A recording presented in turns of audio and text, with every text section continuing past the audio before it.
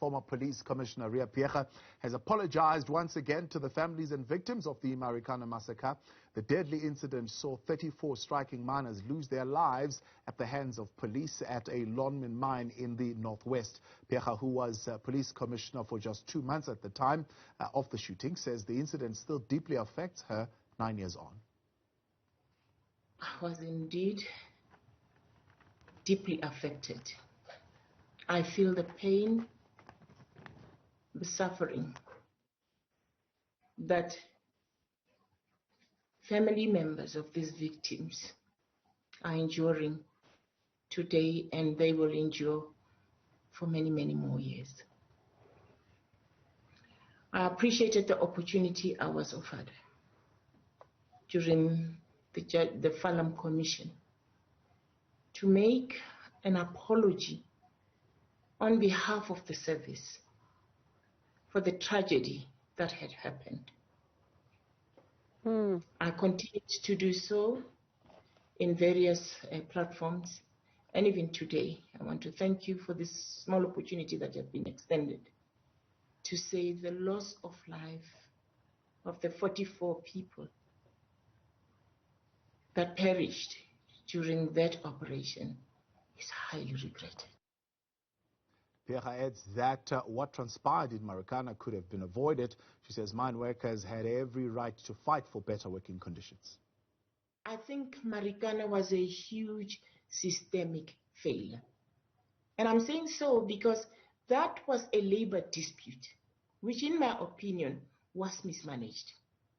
If there was time was intervention by those who were to appreciate the frustration of these workers, and frustration that was real.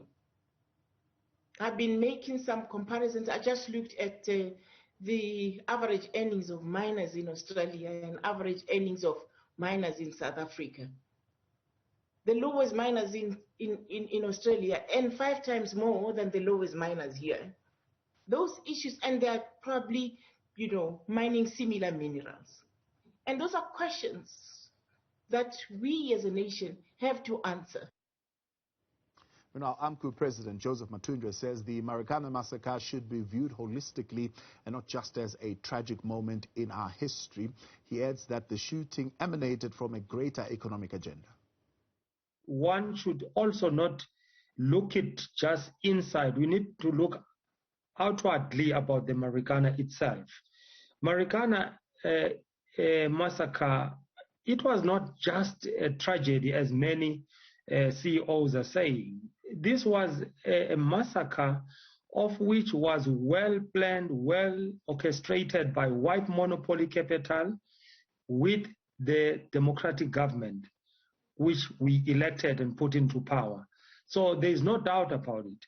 So if we could just keep on reducing into letters and visit of apology, this is a bigger agenda. This is the economic agenda of the country. Those workers were not massacred just because they asked for what? For the ration or something that, is general. They were talking about money.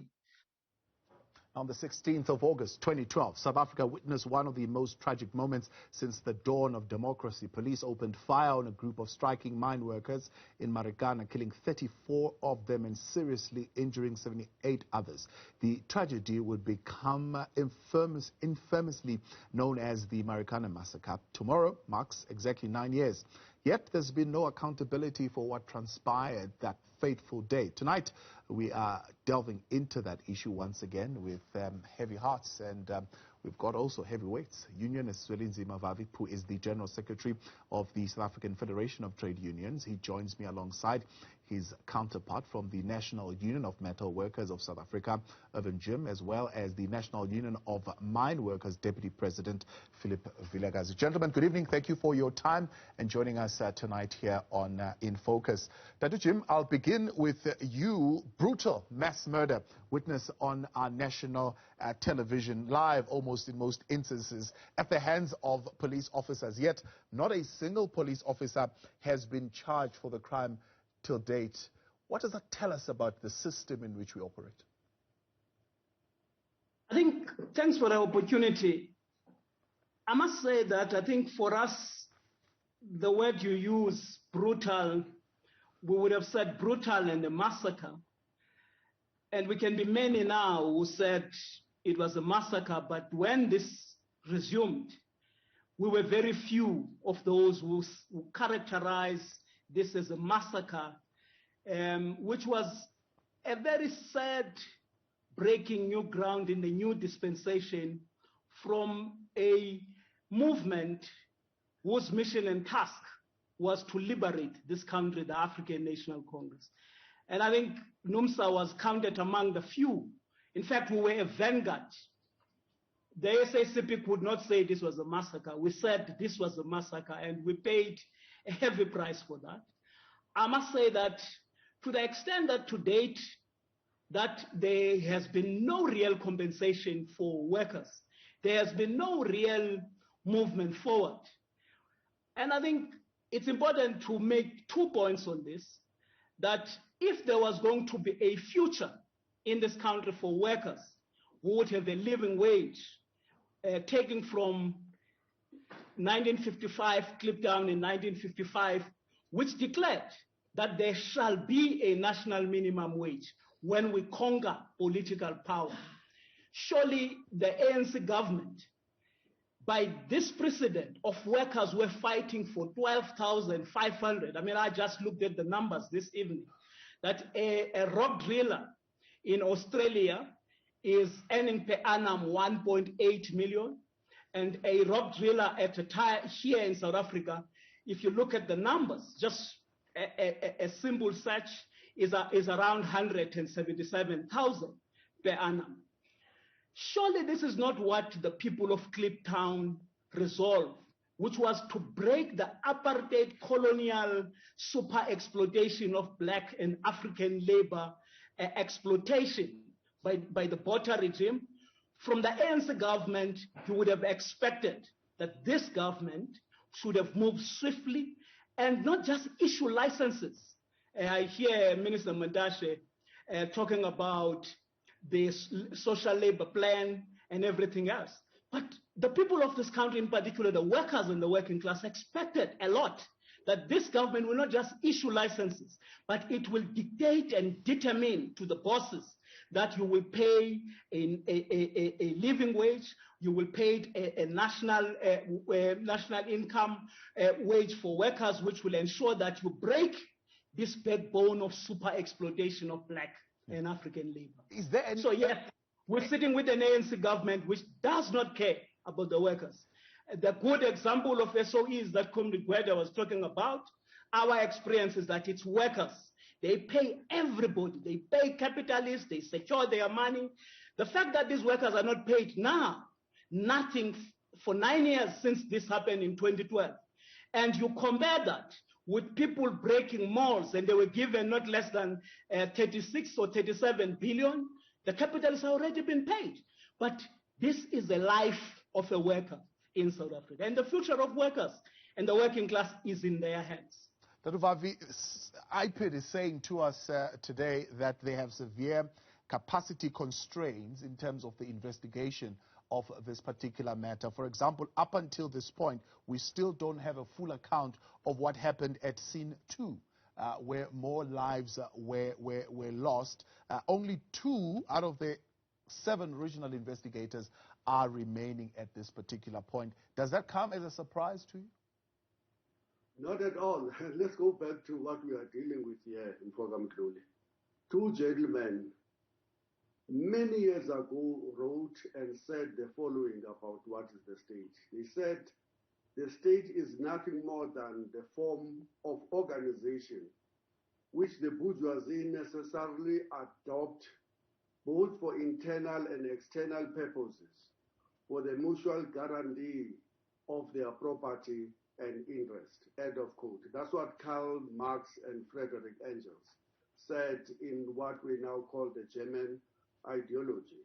There is no doubt that Marikana massacre will go down in the history of this country as the lowest point of our democracy. This is the day when the ANC government which had a chance to facilitate a dialogue between workers and their management, decided to choose the side of management in order to break down a strike using live ammunition in what is now agreed to have been a premeditated murder, killed in 4 minutes 34 mine workers in the most brutal way in daylight, in what the police called the D-Day.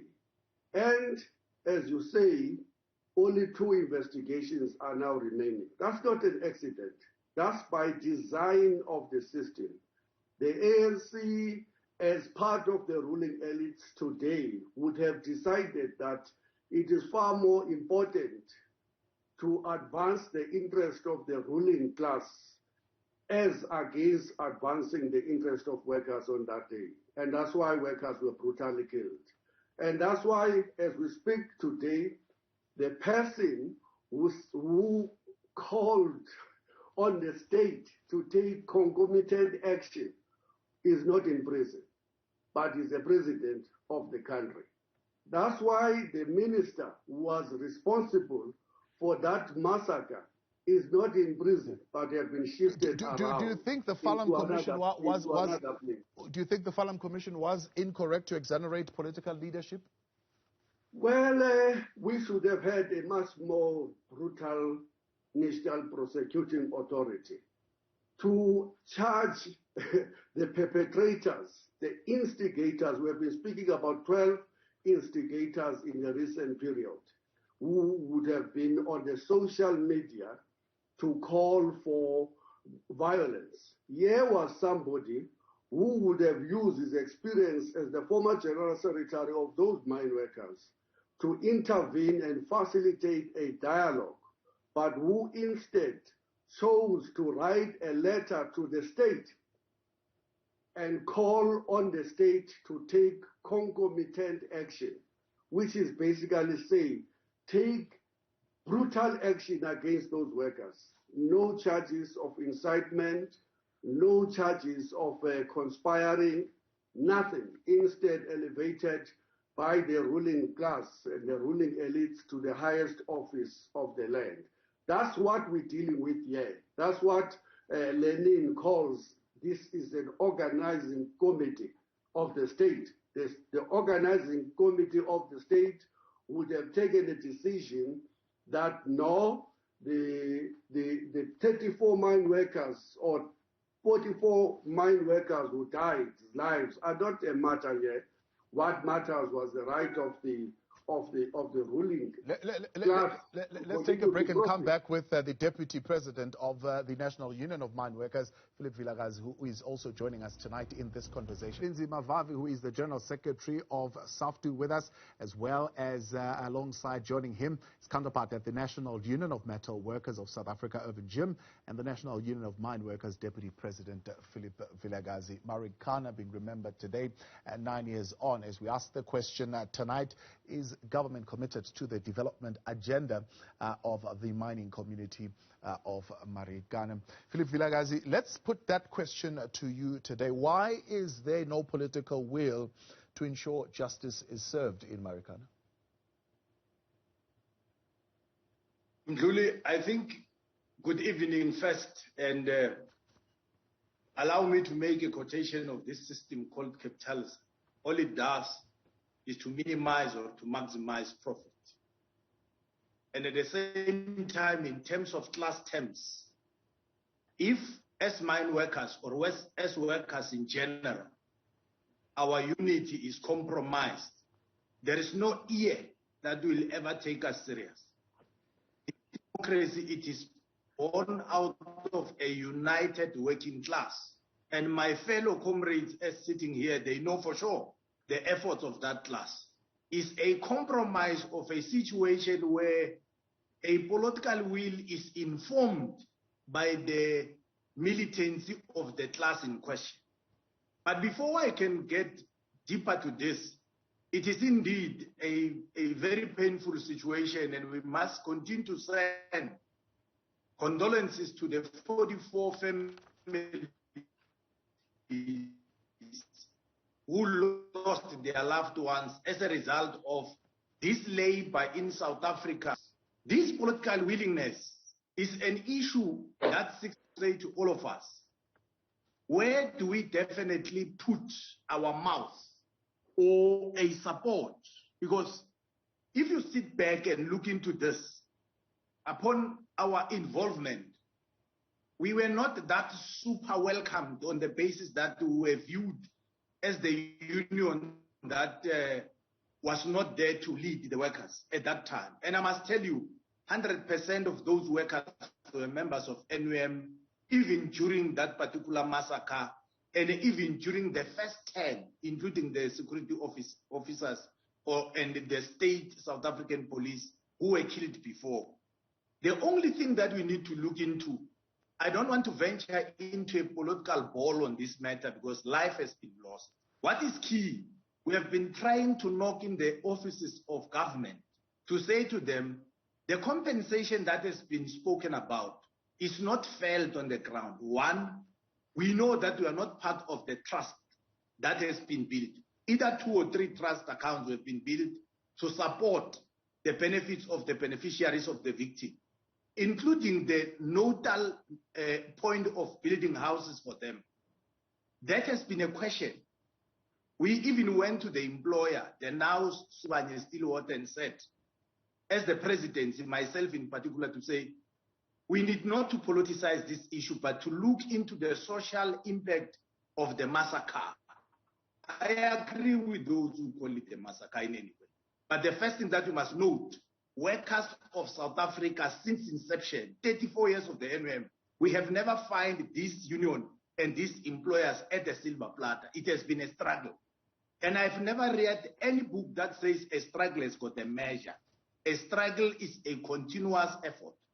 That which means all beneficiaries of the victims of Marikana, they deserve the image that they've been getting from their own beloved ones. And this matter, we condemn any political game on this matter.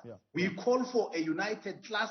People will focus to make sure that families have got an amicable closure on the painful situation that has been created by Let's bring that Jim, just come in here as well on this question. In a report back that was done by Police Minister Bheki Cele on the work that was done by this panel of experts to look into the reform of the police as recommended by the Falam Commission, he made the announcement that to date 176 million rands has been paid to compensate the families of the people who were killed when officers opened fire on the mine workers in Marikana. Is there evidence of this compensation being felt on the ground and ending the suffering of the workers? Well, I think... Okay. Yeah, No, allow him first. Okay, Bafilakazi, you can go in. Mdluli, we met the families without mentioning them because sometimes we must respect people's privacy. Sometimes last year, before the commemoration, we met the people who said even the 34, as per the public media, they still don't have houses. We wanted, and I cannot call names, but government officials who were involved in this, they know what we are talking about. We wanted to understand the spreadsheet of the compensation because you cannot measure a pain. If somebody lost a loved one, the compensation, the methodology to compensate has never been agreed with us.